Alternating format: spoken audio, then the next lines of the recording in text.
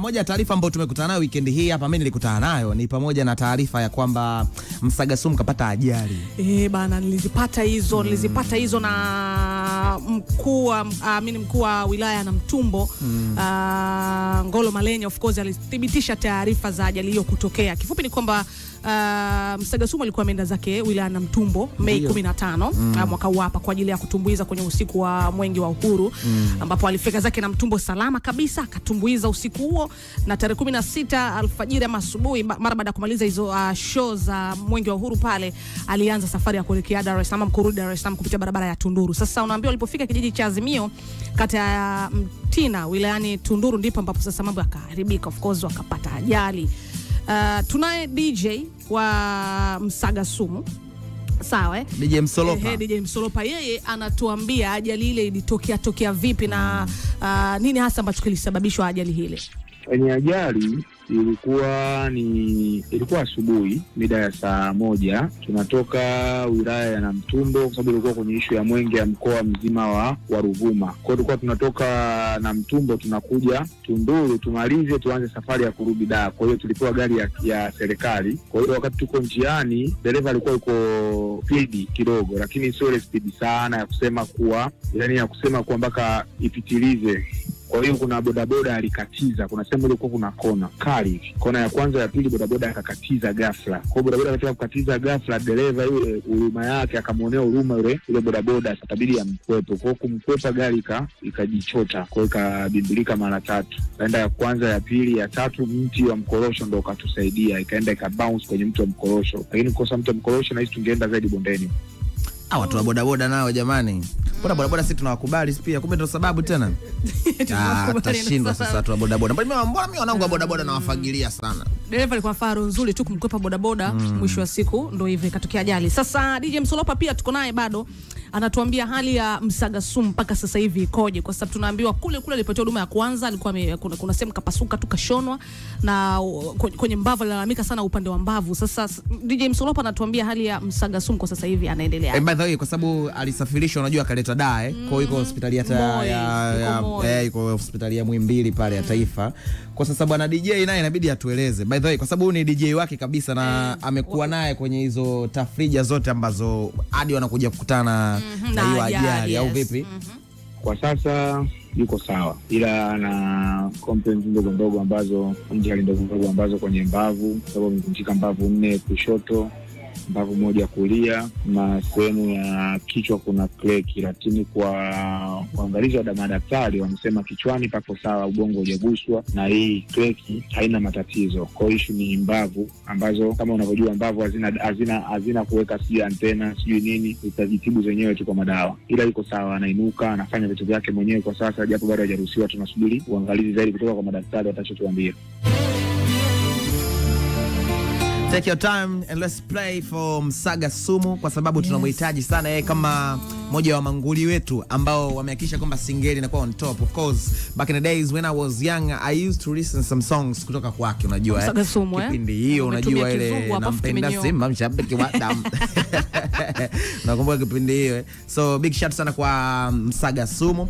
Tunamwombea watu wa singeli, na hivi singeli imechangamka sana kama taifa, inabidi tuendelee kuwaombea hawa wataalamu wa hizi shughuli, kwa sababu wao ndo wanajua mizizi ya singeli, wanaweza kuiongelea singeli kwa marefu na mapana. Absolutely. Of course. So nadhani tutaangalia muda tutaenda kumtembelea kiruhusiwa kama Planet Bongo, tutamtimbia pale, tutajua hali yake inaendeleaje na atatueleza vizuri kabisa bodaboda ilikuwaje kuaje na bodaboda anaitwa nani pia. Itakuwa so mbaya au msingependa kumjua. Sasa bodaboda wa nini? Tumjue.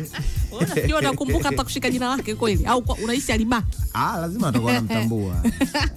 Mambo ni mengi, muda ni mchache. Money talks. Yo, Chief Godlove bwana kachia hicho kibao. Mtu ambea Mnyakyusa homeboy. Sasa Mzee Godlove kujua anapojitafuta, mimi nilikuwa namuona Chief Godlove wakati alikuwa zake maeneo ya Ruambuyuni pale, analima vitunguu nini, analima vinagoma niko namuona, nikasema huyu mwanetu vipi huyu Chief Godlove kajipata sasa hivi bwana. Kwani usimkatie mtu tamaa. Of course, sidharau harakati za watu. Sasa kwenye Money Talks ya Chief Godlove ndani kuna Nyandutozi, Country Wiz, Bele 9, Moni Central Zone, Manetox imebeba kuna msamiati vichwa, pia. Kuna msamiati pale ndani, kuna Mexico Tez. Of course imebeba vichwa vya vilivyofanya vinavyojua kufanya kazi ya muziki. Kifupi serikali kuu ya mizuka iko mule ndani. Iko mule. Sasa Chief tunajua ana pesa. Amewalipa kweli hawa vijana? Chief Godlove atuambie kama hela au amefanya for love? No, sio kweli, kwa sababu ukiangalia humo ndani kuna wakongwe wako humo, kuna watu wabaya. Mfano kama Nyandu ni mtu real, 26 numbers, utamlipa shingapi Nyandu?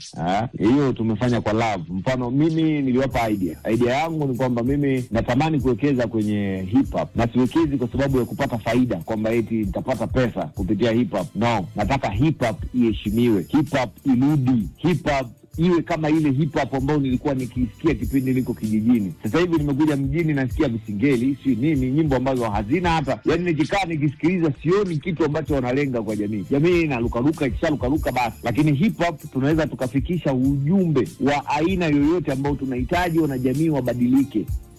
Allah. Chief Godlove anataka kuirudisha hip hop.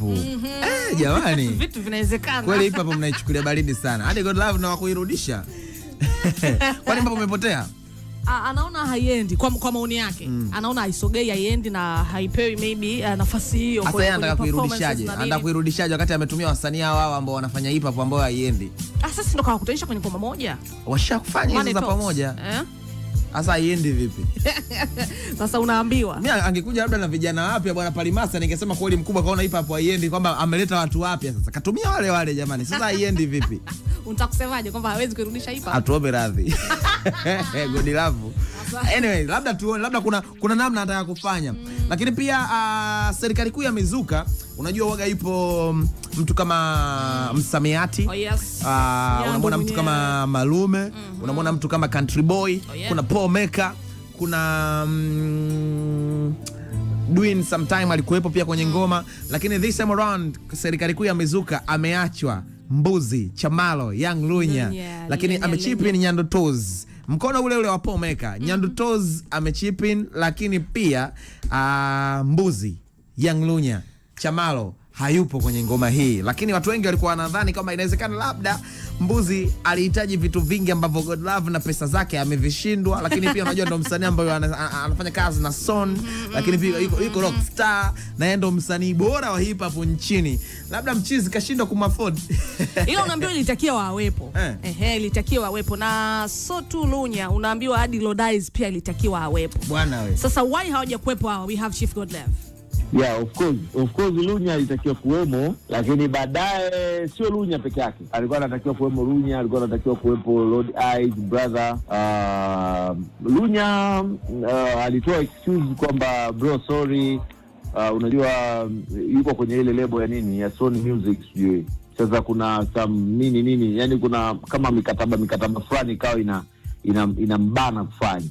Akaomba muda. Sasa na sisi tukawa hatuna muda, tukaamua tuondoke. Kwa hiyo Lunya alitakiwa wemo, lakini pia Lord Eyes alitakiwa kumaliza.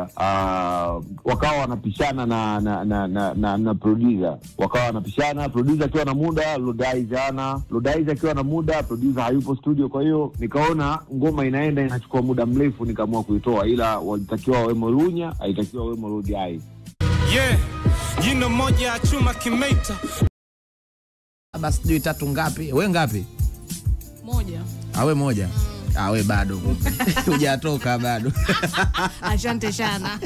Yo, that's Chief Godlove. Umemsikia hapo amesema kwamba Mbuzi yupo kwenye management nzito kidogo, ambayo inawezekana mchizi mikataba kidogo ilibidi ikae, kwa sababu wale ujue amna wale waga mapato na matumizi yanaendaje bwana, ibidi msanii wetu ulipe milioni 100. 100 vipi tena?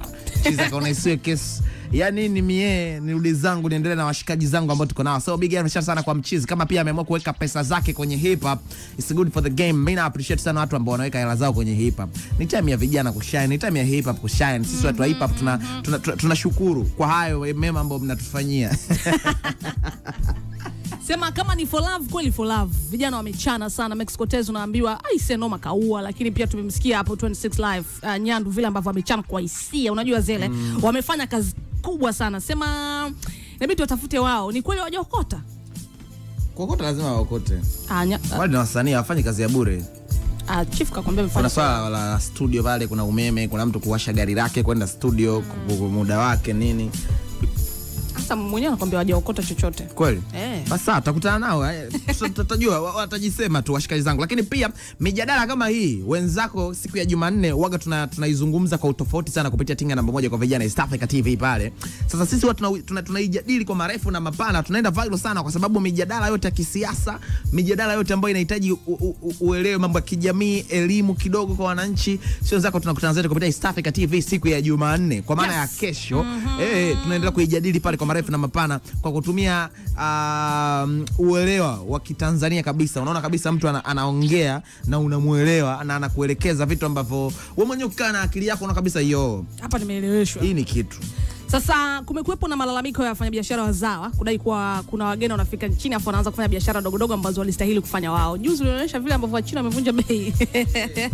Sasa serikali kupitia Wizara ya Viwanda na Biashara waliendesha msako kusema kweli pale Kariakoo wa kuwasaka baadhi ya watu walioingia nchini kama wawekezaji, ila sasa wanafanya biashara dogo ambazo unaambia wengine wamekuwa kama wamachinga vile. Sawa. Sasa kwenye mjadala Jumanne hii kesho inamaanisha tutaangazia chanzo cha kadhia hii na namna gani sasa tunaweza kumaliza tatizo hilo la hao wafanya biashara ambao wanaingia huku Tanzania kusema wanakuja kuwekeza, mwisho wa siku wanakuwa wamachinga au vibana. Na ni kuanzia saa 3 kamili usiku kwenye Tinga namba 1 East Africa TV. So hakikisha unakaa pale kwa sababu wataalamu wabobezi wa masuala ya kiuchumi watakuwepo wakiendesha mjadala huu, na lazima tutapata namna gani tunaweza kutatua ama kuangamiza kabisa ili tatizo la wageni kuingia Tanzania ama kuingia nchini then kuchukua biashara makazi ambazo walifaa wafanye wabongo ama raia wa nchi hiyo husika. Ushanielewa So hakikisha utoke kwenye Tinga namba 1 East Africa TV kuangalia mjadala huu na utaokota, lazima utajifunza vitu vingi sana au vipi? Bana, nimekumbuka nilikuwa napita mitandaoni weekend hii nikakutana na taarifa ya bwana Nasibu Diamond Platnumz kwamba kalipwa bilioni 1 na milioni 800, yani bilioni 1.8, yani sana bilioni 1 na milioni 800. Yani kifupi bado milioni 200 tu ziwe bilioni 2. Kule kwenye ile harusi ya Lusaka Zambia. Bana afu kama chakatu chaka. Sasa zile ni chakatu chaka zile. Chakatu chaka mtu analipwa bilioni, chaka gani? Chaka lina bilioni. Nasema kwani chakatu chaka si ndio anakuambia kuna hela nyingi kuliko kwenye hizi stage. Ile sio chaka ndugu yangu. Ile ni nini? Kunaga chaka linaweza kukulipa bilioni. Nakwambiaje? Nyinyi si mnasema akifanya ambako hakuna stage kama ile ndio chakatu chaka. Chaka lile lina hela nyingi. Kwa sababu hamna ukipiga hesabu ya private jet ambayo mchizi kapewa ile ya kwenda na kurudi.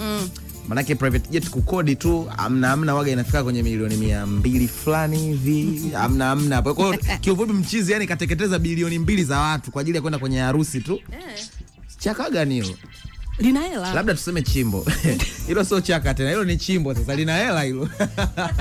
Baada shot sana kwa Diamond Platnumz mzee wangu. Bwana sio swala dogo. Kama ni kweli hivyo vitita kweli anaokota. Watu wana hela. Watu wana hela. Kama kweli mtu kwenda kuperform tu harusi pale, yope mapesa yo akipiga zake jeje, akipiga zake komasa kwa sababu harusi unajua uweze kuperform umekamia sana unajua yani pale dakika 20 zako unachimba. Harusi sina ratiba, uweze kuperform mpaka asubuhi. Kwa kaondoka na bii zake. So swala dogo. Bana kweli muziki una hela. Muziki una maana. Wewe uamini kama kaokota B ama ambacho kinakushangaza ni nini? Mimi nazidi kushangazwa na standards ambazo mchizi anaziweka kwenye game la bongo. I never expect kwamba kwenye muziki wa Tanzania kuna mchizi atakuja kulipwa hata zaidi tu ya milioni 500 kwenda kuperform kwenye harusi. So harusi tu, iwe show yoyote. Yani sijawahi kutarajia hilo swala. Unajua na sio kwamba labda nilikuwa ni disrespect muziki wa bongo. No. Ni kwa sababu nilikuwa naona kama muziki wetu ulikuwa bado. So for now I think sasa muziki wetu umekuwa mkubwa sana kwa sababu nakumbuka hata ile show ambayo Diamond pia alilipwa pesa nyingi na kina Stone Boy wanalalamika kwamba nikoje mchizi analipwa hela nyingi kuliko sisi. Na kwenye show hiyo alikuwepo Davido pia, lakini Davido aliokota kiasi cha chini kuliko Diamond. Sijui unaelewa, that means kwamba game yetu bwana imekuwa iko juu sana yani. Kwani wao wanavyokubaliana walikuwa hawajui Diamond atachukua shilingi ngapi? Wao walikubali hicho kipato.